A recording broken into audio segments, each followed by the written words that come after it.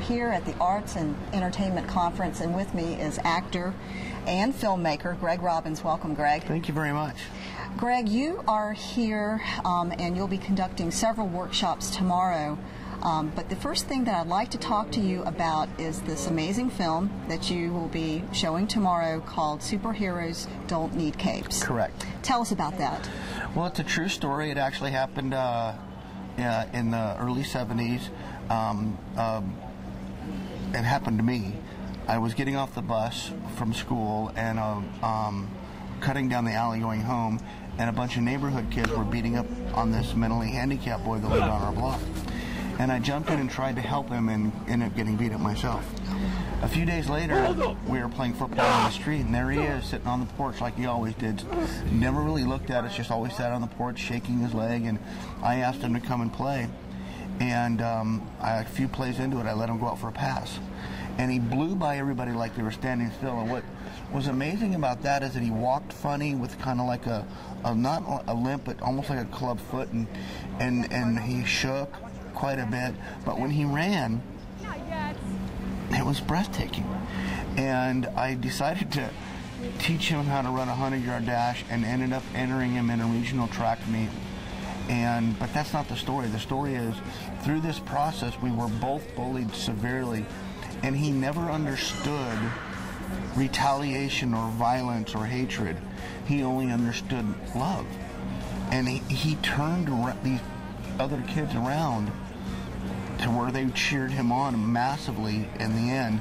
And I won't give it away, but he taught us, and I think what the story teaches us all, is to look at people's abilities instead of their disabilities. I can't wait to see it. And I know you mentioned that it has been shown in several schools and it is making a difference. Yeah, we've done 21 school assemblies. What we do is we show the movie, and then the actors, the three main actors, Harlan, the boy that plays the young me, which I renamed him, and then the bully. Because what happens to the bully's life is nothing short of phenomenal. And we show clips, and then they speak, and we've seen such an amazing response, positive response from students, bullies as well as people that are bullied. Tell us about tomorrow. You're conducting 2 workshops.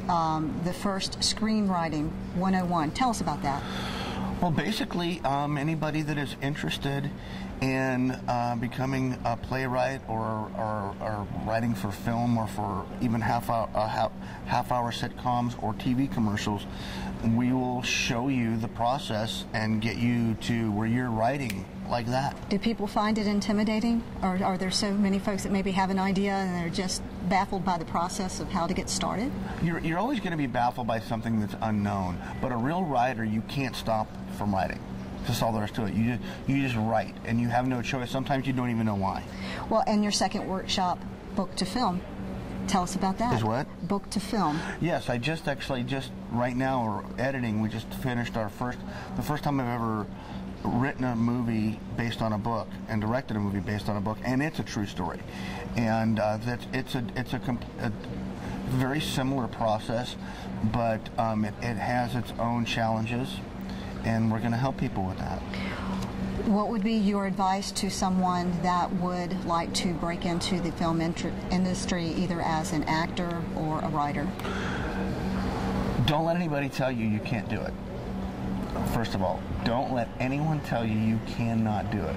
Because if this is something that's in your heart, you can do it. And that's number one. And number two, just start doing it. Because there's so many more avenues to go down right now with this. It's not just I would start right here, right where you are, right in this area, and start doing theater. Try to get into an agency doing extra work. If you're a writer, just start writing. Get involved with production companies and TV stations that do local news or TV commercials. Just go out there and do it. Don't get into an agency that's going to charge you money, because that's not ethical. You would just get a percentage. They would take a percentage of what work they got you, and just start doing it. Great. Thank you so much. It's my pleasure. Thank you. Mine too. Thank you.